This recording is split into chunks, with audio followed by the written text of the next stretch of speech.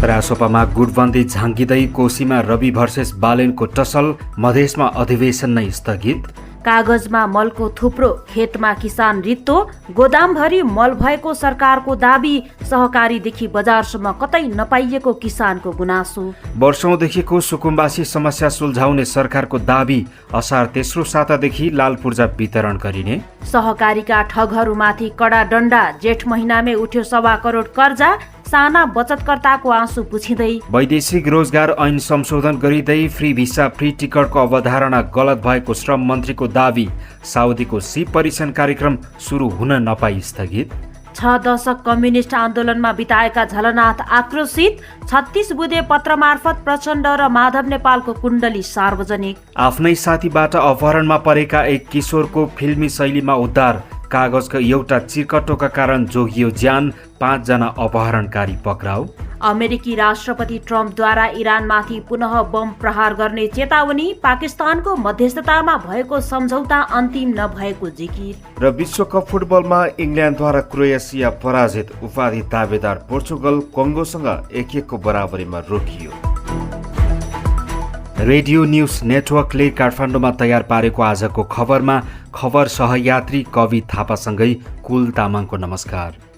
आज मिति 2083 साल असार 4 गते बिहिबार, सन् 2026 जुन 18 तारिक, नेपाल सम्वत 1146।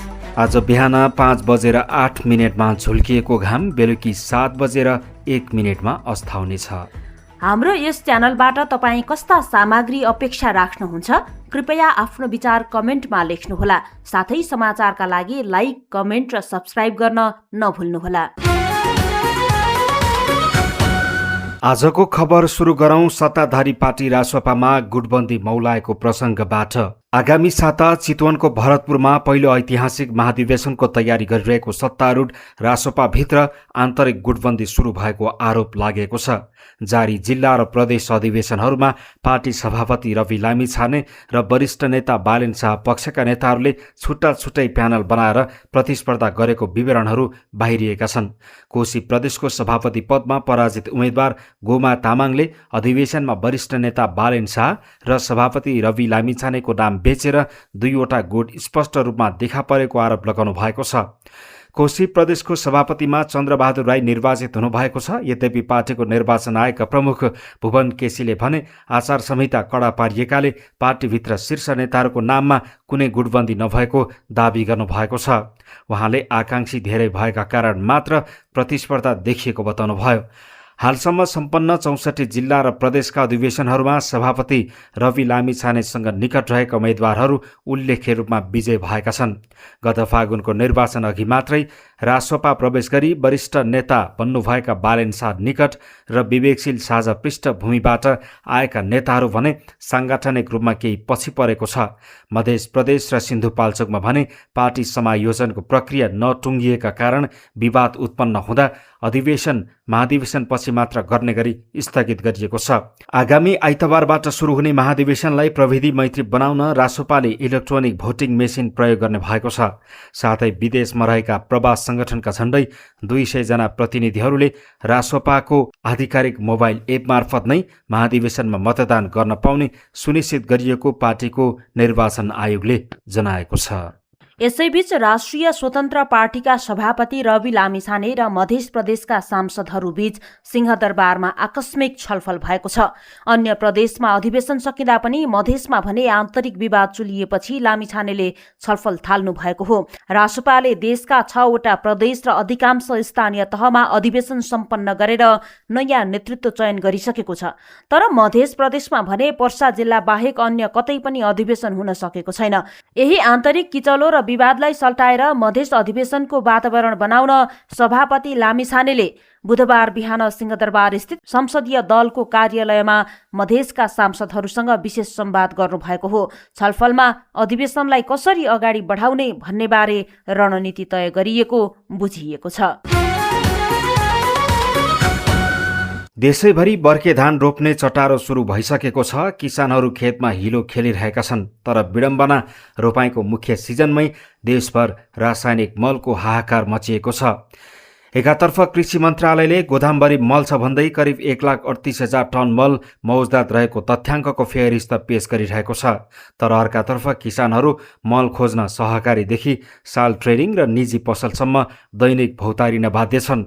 केन्द्र सरकारले मल अभाव हुन्न भन्दै गर्दा स्थानीय तह र सहकारीको चरम लापरवाहीका कारण किसानको खेतसम्म मल पुग्न सकेको छैन।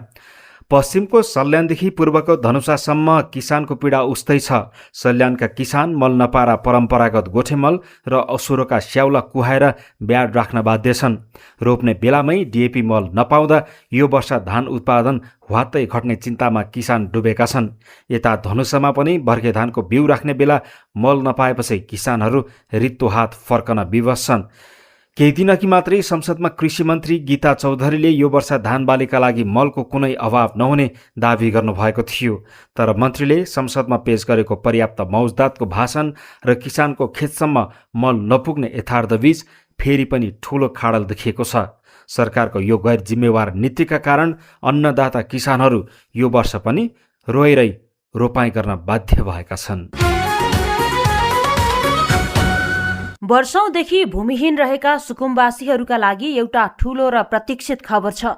सरकारले यही असारको तेस्रो सातादेखि सुकुम्बासीहरूलाई लाल पूर्जा वितरण गर्ने घोषणा गरेको छ। आगामी आर्थिक वर्ष 2083-84 को बजेटमाथि प्रतिनिधि सभामा भएको छलफलमा सांसदहरूले उठाएको प्रश्नको जवाफ दिँदै भूमि व्यवस्था सहकारी संघीय मामिला तथा सामान्य प्रशासन मन्त्री प्रतिभा रावलले लाल पूर्जा वितरणको काम अन्तिम चरणमा पुगेको दावी गर्नुभएको हो। यसअघि संसद बैठकमा श्रम संस्कृति पार्टीका अध्यक्ष हर्क साङपाङले काठमाडौँका सुकुम्बासीहरूलाई विस्थापन गरेर होल्डिङ सेन्टरमा बिजोग बनाएर राखिएको भन्दै सरकारको तीव्र आलोचना गर्नुभएको थियो। सरकारले वैदेशिक रोजगार ऐन संशोधन गर्ने तयारी गरेको छ। युवा श्रम तथा रोजगार मन्त्री रामजी यादवले प्रतिनिधि सभा बैठकमा बोल्दै वैदेशिक रोजगार क्षेत्रलाई वैज्ञानिक रूपमा व्यवस्थित गर्न ऐन संशोधन गर्न लागि जानकारी दिनुभएको छ। हाल कार्यान्वयनमा रहेको फ्री भिसा फ्री टिकटको व्यवस्थाले श्रमिकहरू थप मर्कामा परेकाले यसलाई परिमार्जन गर्न कार्यदल गठन गरेर अध्ययन भइरहेको पनि मन्त्री यादवले बताउनु भएको छ। हाल 30 लाख भन्दा बढी नेपाली नागरिक वैदेशिक रोजगारीमा रहेकाले यस क्षेत्रका समस्या समाधान गर्न ऐनलाई समसामयिक बनाउन लागि सरकारको भनाइ छ। मन्त्री यादवले फ्री भिसा फ्री टिकटको अवधारणा नै गलत र त्रुटिपूर्ण रहेको दावी गर्नुभएको छ। देशभर करिब 1800 म्यानपावर कम्पनी सक्रिय रहेको र 30 लाख भन्दा बढी नेपाली श्रमिक विदेशमा कार्यरत रहेको तथ्याङ्क प्रस्तुत गर्दै उहाँले नेपाली श्रमिकको हकहित र सुरक्षामा सरकारले कुनै सम्झौता नगर्ने स्पष्ट पार्नुभयो। मन्त्री यादवले मर्यादित श्रम, उचित पारिश्रमिक र सामाजिक सुरक्षा ग्यारेन्टी नगर्ने देशमा अब श्रमिक नपठाइने दृढता समेत व्यक्त गर्नुभएको छ। म्यानपावर व्यवसायीहरूले तीव्र विरोध गरेपछि साउदी अरबले नेपाली श्रमिकका लागि बुधबारदेखि लागू गर्न खोजेको अनिवार्य सिप परीक्षण कार्यक्रम तत्कालका लागि स्थगित भएको छ। नेपाल सरकारसँग समन्वय नगरी एकतर्फी रूपमा श्रमिकमाथि थप आर्थिक भार थप्ने गरी सिन्डिकेट खडा गर्न खोजिएको भन्दै व्यवसायीहरू आन्दोलित भएका हुन्। साउदी अरब जाने तयारीमा रहेका नेपाली श्रमिकहरूलाई अनिवार्य सिप परीक्षण गराएर मात्रै भिसा दिने साउदी अरबको निर्णय तत्कालका लागि टरेको हो। बुधबार काठमाडौँको वसुन्धरा स्थित श्रमिक सिप परीक्षण प्रमाणीकरण केन्द्रबाट यो कार्यक्रमको औपचारिक सुरुवात गर्ने तयारी थियो। उद्घाटन समारोहमा नेपालका लागि साउदीका राजदूत समेत आउने कार्यक्रम तय भइसकेको थियो। तर वैदेशिक रोजगार व्यवसायीहरूले केन्द्रमै पुगेर तीव्र विरोध र नाराबाजी गरेपछि साउदी पक्ष ब्याक भएको छ। आन्दोलित व्यवसायीहरूले केन्द्रमा राखिएको सिप प्रमाणीकरण कार्यक्रमको बोर्ड र गेट समेत हटाइदिएका छन्। व्यवसायीहरूको यो विरोधपछि इन्डस्ट्रियल ट्रेनिङ इन्स्टिच्युट नेपालले स्किल्स भेरिफिकेसन प्रोग्राम हाललाई स्थगित गरिएको जनाएको छ। नयाँ व्यवस्था अनुसार साउदी जान चाहने सामान्य श्रमिकले समेत अनलाइन मार्फत कागजात बुझाएर सिप परीक्षण शुल्क बापत $50 र पूर्व सिकाइ मान्यता शुल्क बापत $50 गरी कुल $100 अर्थात् करिब 15,000 रुपैयाँ अतिरिक्त बुझाउनु पर्ने थियो। पहिलो चरणमा भारी बोक्ने भरिया, सामान लोड अनलोड गर्ने कामदार, ठेला चालक र निर्माण क्षेत्रका सामान्य श्रमिकलाई यो दायरामा ल्याइएको थियो। साउदी सरकारले नेपालमा यति ठूलो केन्द्र स्थापना गरेर श्रमिकमाथि अतिरिक्त शुल्क थोपर्न लाग्दा समेत नेपालको श्रम रोजगार तथा सामाजिक सुरक्षा मन्त्रालय भने पूर्ण रूपमा अनभिज्ञ देखिएको छ। व्यवसायीहरूले श्रम मन्त्री रामजी यादवको सचिवालयमा ज्ञापन पत्र बुझाएपछि र सञ्चार माध्यममा समाचार आएपछि मात्र मन्त्रालयले यस बारेमा थाहा पाएको मन्त्रालयले जनाएको छ। प्रवक्ता पिताम्बर घिमिरेले कस्तो श्रमिक लैजाने भन्ने अधिकार सम्बन्धित देशको भए पनि नेपाल सरकारसँग कुनै औपचारिक समन्वय नभएको बताउनु भएको छ। बचतकर्ताहरूको अरबौं रकम लुटेर फरार भएका समस्याग्रस्त सहकारीका सञ्चालक र ऋणीहरूबाट सरकारले ऋण असुली तीव्र पारेको छ।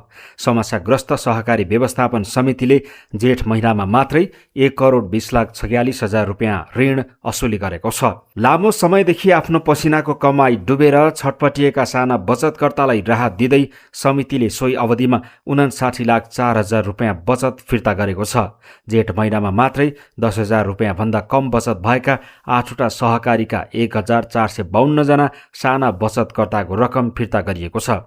यस्तै 122 जनाको 51,51,000 रुपियाँ बराबरको बचत मिलान समेत गरिएको छ।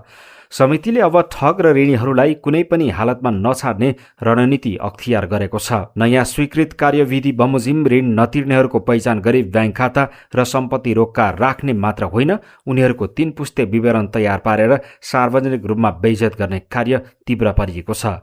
समितिका अनुसार 10,000 भन्दा कम बचत भएका साना बचतकर्ताको रकम फिर्ता गर्नुपर्ने 14वटा सहकारी मध्ये 6वटाको काम पूर्ण रूपमा सकिएको छ। बाँकी सहकारीको हकमा दैनिक रूपमा रकम फिर्ता भइरहेको छ। अध्ययन विधाका नाममा राज्यको सेवा र सुविधा कुम्ल्याएर विश्वविद्यालयलाई लत्याउने प्राध्यापक र कर्मचारीहरूमाथि त्रिभुवन विश्वविद्यालयले कडा डण्डा चलाउने भएको छ। त्रिभुवन विश्वविद्यालयले बुधबार एक अल्टिमेटम सहितको सार्वजनिक सूचना जारी गर्दै अध्ययन विधा सकिएर पनि सेवामा नफर्किएका र तोकिएको अवधि पूरा नगरी टाप कसेका शिक्षक तथा कर्मचारीहरूलाई 15 दिनभित्र सम्पर्कमा आउन कडा निर्देशन दिएको छ। यदि तोकिएको समय सीमाभित्र हाजिर हुन नआए विश्वविद्यालयसँग गरिएको सम्झौता अनुसार हदैसम्मको कानुनी कारबाही प्रक्रिया अगाडि बढाउने चेतावनी त्रिवीले दिएको छ। विश्वविद्यालयलाई दक्ष अनुसन्धानमुखी र अन्तर्राष्ट्रिय स्तरको प्राज्ञिक जनशक्ति दिलाउने पवित्र उद्देश्यले सरकारी सेवा र तलब सुविधा सहित अध्ययन विधा दिने गरिन्छ। तर केही प्राध्यापकहरूले यसलाई विदेशी भूमिमा पलायन हुने वा व्यक्तिगत स्वार्थ पूरा गर्ने माध्यम बनाएपछि त्रिवीले शिक्षा तथा खेलकुद मन्त्रालयको समन्वयमा निर्मम बनेको हो। त्रिवीको सक्रियताले अहिलेसम्म अध्ययन विधा लिएर बदमासी गर्ने 50 जना प्राध्यापकहरूबाट मात्रै 11 करोड 84 लाख रुपियाँ भन्दा बढी रकम असुल गरिसकिएको छ। त्रिवीको अध्ययन विधा सुव्यवस्थापन कार्यान्वयन समितिका अनुसार केही प्राध्यापकहरूको यस्तो गैर जिम्मेवार हरकतले विश्वविद्यालयलाई ठूलो आर्थिक, शैक्षिक र प्राज्ञिक क्षति पुगेको छ। प्रतिनिधि सभामा सभामुखको आचरणमाथि प्रश्न उठेपछि संसद बैठकमा गर्मा गर्मी बहस भएको छ। सभामुख डोल प्रसाद अर्यालले आफ्ना निष्पक्षतामाथि उठाइएको प्रश्नप्रति गम्भीर ध्यानाकर्षण भएको जनाउनु भएको छ। नेपाली कांग्रेसका सांसद चन्द्रमोहन यादवले प्रधानमन्त्री बालेन्द्र शाहको सीमा विवाद सम्बन्धी अभिव्यक्ति उप सभामुखले रुलिङ नगरेको भन्दै आपत्ति जनाउनु भएको थियो। शून्य समयमा बोल्दै सांसद यादवले सभामुख अर्याल अझै पनि आफ्नो पुरानो दल रासोपाको प्रभावबाट मुक्त हुन नसकेको भन्दै नाभि काट्न नसकेको टिप्पणी गर्नुभएको थियो। कांग्रेसका सांसदको यो प्रहार लगत्तै रासोपाका सांसद गणेश कार्कीले नियामापत्ति जनाउनु भयो। सांसद कार्कीले सभामुखले पद अनुकूल आचरण नगरेको भन्ने औपचारिक प्रस्ताव बिना उहाँको आलोचना गर्न नपाइने कानुनी प्रावधान संसदमा दर्ता गराउनु भयो। त्यस लगत्तै आसनबाट बोल्दै सभामुख डोलप्रसाद अर्यालले उक्त विषयमा आफ्नो ध्यानाकर्षण भएको बताउनु भयो र सांसदहरूलाई नियमावलीको दायराभित्र रहेर बोल्न उहाँले सचेत गराउनु भएको थियो। नेपाली कम्युनिस्ट आन्दोलनमा फेरि एकपटक ठूलो वैचारिक र राजनीतिक पराकम्प गएको छ। नवगठित नेपाली कम्युनिस्ट पार्टी नेकपाका वरिष्ठ नेता झलनाथ खनालले पार्टी संयोजक पुष्पकमल दाहाल प्रचण्ड र सहसंयोजक माधव कुमार नेपालमाथि गम्भीर आरोप लगाउँदै 36 बुँदे असन्तुष्टि पत्र दर्ता गराउनु भएको छ। पार्टी एकता भएको 7 महिना पुग्न लाग्दा समेत आफूलाई कुनै जिम्मेवारी नदिई किनारा लगाइएको भन्दै नेता खनालले नेतृत्वको नियतमाथि तीखो प्रहार गर्नु भएको छ। उहाँले पत्र मार्फत आक्रोशपूर्ण प्रश्न गर्दै भन्नुभएको छ, 6 दशकदेखि कम्युनिस्ट आन्दोलनमा निरन्तर सक्रिय म जतिको वरिष्ठ नेतालाई जिम्मेवारी विहीन बनाएर अपमान गर्ने? के म यो पार्टीमा धुप हालेर बस्ने? उहाँले लेख्नु भएको छ। नेता खनालले संयोजक प्रचण्ड माधव नेपालको सुनियोजित जालझेल र दबावमा फसेको आरोप लगाउनु भएको छ। गत कार्तिक 19 गते भएको एकता अगाडि मार्क्सवाद, लेनिनवाद र वैज्ञानिक समाजवाद मान्ने सहमति भए पनि प्रचण्ड आफ्नो अडानबाट विचलित भएको खनालको दाबी छ। पत्रमा सहसंयोजक माधव कुमार नेपालमाथि सबैभन्दा कडा प्रहार गरिएको छ। विशेष अदालतमा अख्तियारले करिब 19 करोडको भ्रष्टाचार मुद्दा दर्ता गरेको, सांसद पद समेत निलम्बनमा परेको र चुनावमा शर्मनाक हार बेहोरेका माधव नेपाललाई सहसंयोजक बनाउनु नैतिकताको धज्जी उडाउनु भएको खनालले उल्लेख गर्नु भएको छ। माधव नेपालले केपी ओलीको दक्षिणपन्थी अवसरवादको विरोध गर्ने बहानामा केवल अर्को अध्यक्ष पद प्राप्तिका लागि मात्र एमाले फुटाएको र आफूहरूलाई झुक्क्याएको खुलासा समेत खनालले पत्रमा गर्नु भएको छ। त्यति मात्र होइन, विगतमा एमाले र माओवादी केन्द्रबीच एकता हुँदा निर्वाचन आयोगको चेतावनीका बावजुद दर्ता भइसकेकै नाममा नेकपा दर्ता गराउने प्रचण्ड र ओलीको आत्मघाती गल्तीका कारण लाखौं कार्यकर्ताको बिल्लीबाट भएको विगत पनि उहाँले स्मरण गराउनु भएको छ। 10 वर्ष सशस्त्र सङ्घर्ष गरेका र कुनै समय प्रचण्ड पथका प्रणेता रहेका प्रचण्ड अहिले बुर्जुवाहरूले अघि सारेको प्रजातान्त्रिक समाजवाद र बहुदलीय जनवादको विषाक्त रोग भित्र्याउन लागि परेको आरोप खनालको छ। आफूसँग छलफल नै नगरी झुक्क्याएर अन्तरिम विधान 2082 मा जबजवादी विधान कपी गरेर छापेको भन्दै खनालले प्रचण्ड र माधव नेपालबाट क्रान्तिकारी पार्टी बन्नै नसक्ने ठोकुवा गर्नु भएको छ। पार्टीभित्र आफूलाई खोर जस्तै अनुभूत भइरहेको भन्दै नेता खनालले दिएको यो 36 बुँदे कडा चेतावनीले नेकपाभित्र नयाँ ध्रुवीकरण र विवाद उत्कर्षमा पुग्ने संकेत देखिएको छ। यस विषयमा संस्थापन पक्षले भने हालसम्म कुनै आधिकारिक प्रतिक्रिया जनाएको छैन। अन्ततः वर्षौंदेखि मुलुकलाई हल्लाएको कोटेश्वरका प्रतिष्ठित व्यवसायी रामहरि श्रेष्ठ हत्याकाण्डका मुख्य दोषीले कानूनको अगाडि घुँडा टेकेका छन्। नेपाली कम्युनिस्ट पार्टीका केन्द्रीय सदस्य एवं तत्कालीन माओवादी लडाकुका पूर्व ब्रिगेड कमान्डर गोविन्द बहादुर बटालाले बुधबार सर्वोच्च अदालतमा पुगेर आत्मसमर्पण गरेका छन्। अदालतको आदेश लगत्तै उनलाई सिधै दिल्ली बजार कारागार चलान गरिएको छ। विगतमा सफाई पाएका बटालालाई गत जेठ 28 गते सर्वोच्च अदालतका न्यायाधीशहरू डाक्टर नहकुल सुवेदी, अब्दुल अजिज मुसलमान र शान्तिसिंह थापाको पूर्ण इजलासले इतिहास उल्ट्याउँदै 10 वर्ष कैद सजाय सुनाएको थियो। 2068 साल असार 6 गते काठमाडौँबाट व्यवसायी रामहरि श्रेष्ठलाई अपहरण गरी चितवनको शक्तिखोरमा पुर्याएर क्रूरतापूर्वक हत्या गरिएको कोसरमा उनी दोषी ठहर भएका हुन्। कानून अनुसार फैसला भएको 60 दिनभित्र आफै हाजिर हुन आएमा सजाय वा जरिवानामा 20% छुट पाउने व्यवस्था छ। सोही कानूनी लुपहोलको फाइदा उठाउँदै बटाला हतार हतार अदालत पुगेको टिप्पणी भइरहेको छ। हत्याकाण्ड घटेको झण्डै 14 वर्षपछि पीडित परिवारले न्याय पाएको महसुस गरेका छन् भने अपराधी जस्तो सुकै शक्तिशाली भए पनि कानूनभन्दा माथि हुन सक्दैन भन्ने नजिर फेरि एकपटक स्थापित भएको छ। अन्ततः 14 वर्षपछि पाप धुरीबाट कराउँदा पूर्व माओवादी कमान्डर गोविन्द बटाला कारागार चलान भएका छन्। राहदानी छपाईमा भएको अनियमितताबारे अनुसन्धान गर्न अख्तियार दुरुपयोग अनुसन्धान आयोगले थप 2 जनालाई पक्राउ गरेको छ।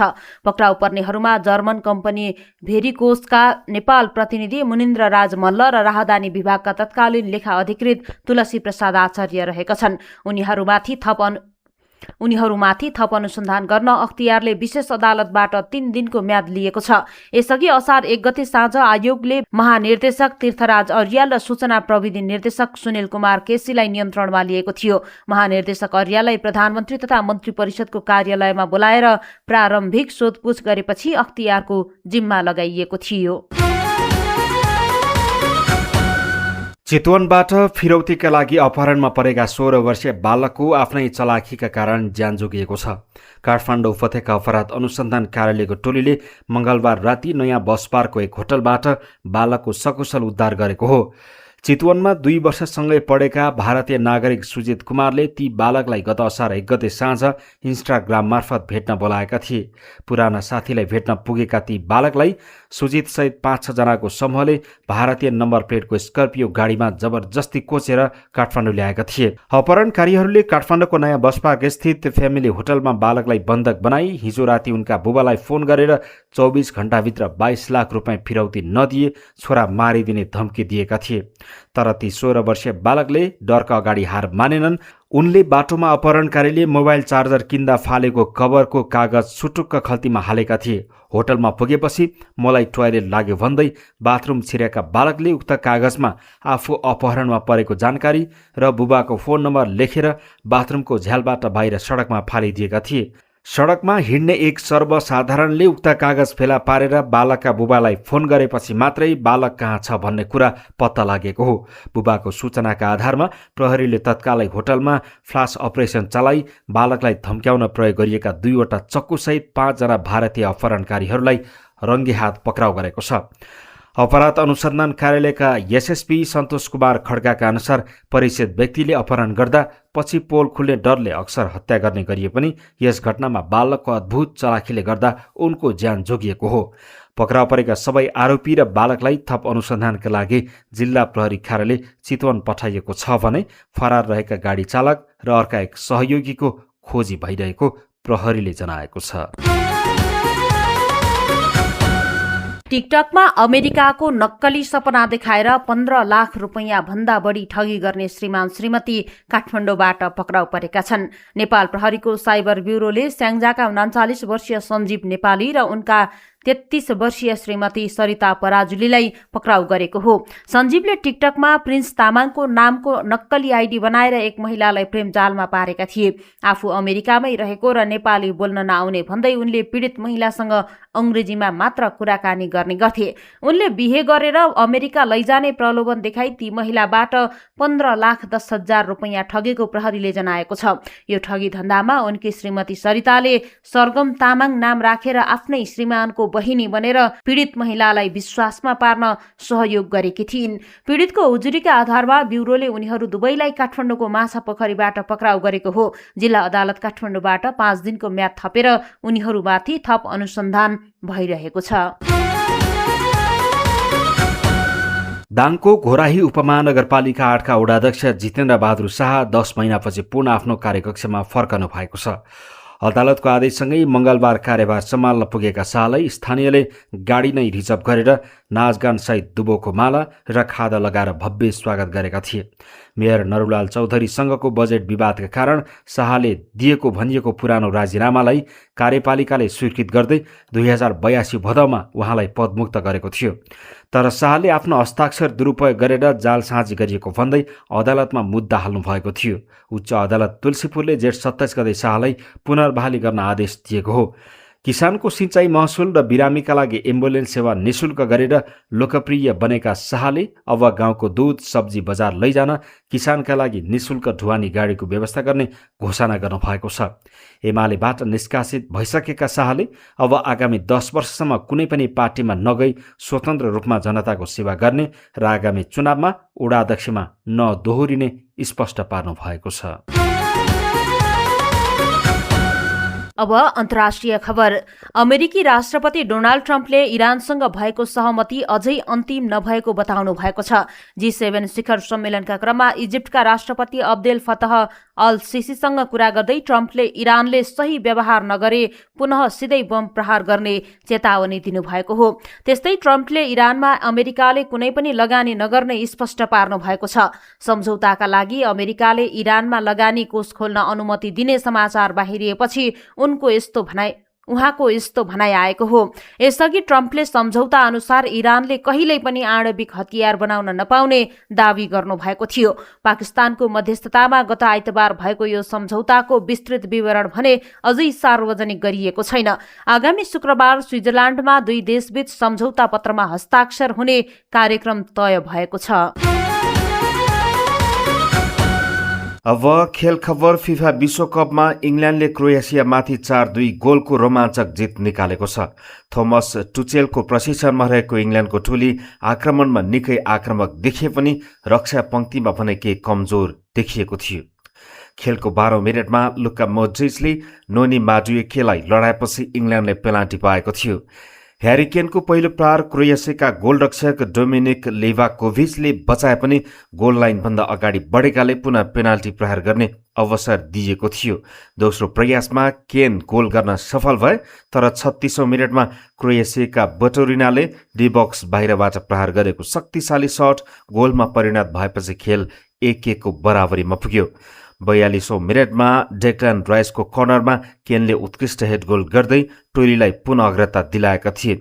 यो उनको विश्वकप इतिहासमा 10औं गोल थियो, जसका साथ उनले ग्यारी लिनेकरको कीर्तिमानसँग बराबरी गरे। केनले इङ्ल्यान्डका लागि 115 खेलमा 81 गोल पूरा गरिसकेका छन्। पहिलो हाफ सकिनु केही सेकेन्ड अघि इभान पेरिसिचको हेड पासमा मुसाले गोल गर्दै खेललाई 2-2 को स्थितिमा ल्याए। दोस्रो हाफ सुरु हुने बित्तिकै जुड बेलिङ्गमले एकल प्रयासमा शानदार गोल गर्दै इङ्ल्यान्डलाई 3-2 ले अघि बढाएका थिए। प्रशिक्षक टुचेलले मोर्गन रोजर्सको ठाउँमा उनलाई किन रोजेका हुन् भन्ने कुरा बेलिङ्गमले मैदानमा प्रमाणित गरिदिए। खेल सकिन 5 मिनट बाँकी छँदा सब्स्टिट्युट खेलाडीका रूपमा मैदान छिरेका मार्कस रासफोर्डले चौथो गोल गर्दै इङ्ल्यान्डको 4-2 को जित निश्चित गरे। अब इङ्ल्यान्डले आफ्नो अर्को खेलमा बोस्टनमा घाना विरुद्ध खेल्नेछ। यता उपाधि दावेदार पोर्चुगल सन् 2026 को विश्वकपका आफ्नो पहिलो खेलमा स्तब्ध बनेको छ। उत्कृष्ट प्रदर्शन गरेको प्रजातान्त्रिक गणतन्त्र कङ्गोले पोर्चुगललाई 1-1 गोलको बराबरीमा रोकेको हो। खेलको 6औं मिनेटमै जोआओ नेभेसले हेड मार्फत गोल गर्दै पोर्चुगललाई सुरुवाती अग्रता दिलाएका थिए। तर बलियो पुनरागमन गरेको कङ्गोले पहिलो हाफ समाप्त हुन केही सेकेन्ड बाँकी छँदा खेललाई बराबरीमा ल्यायो। कङ्गोका लागि यो आने विशाले कर्नरबाट आएको बललाई हेड मार्फत जाली चुमाएका हुन्।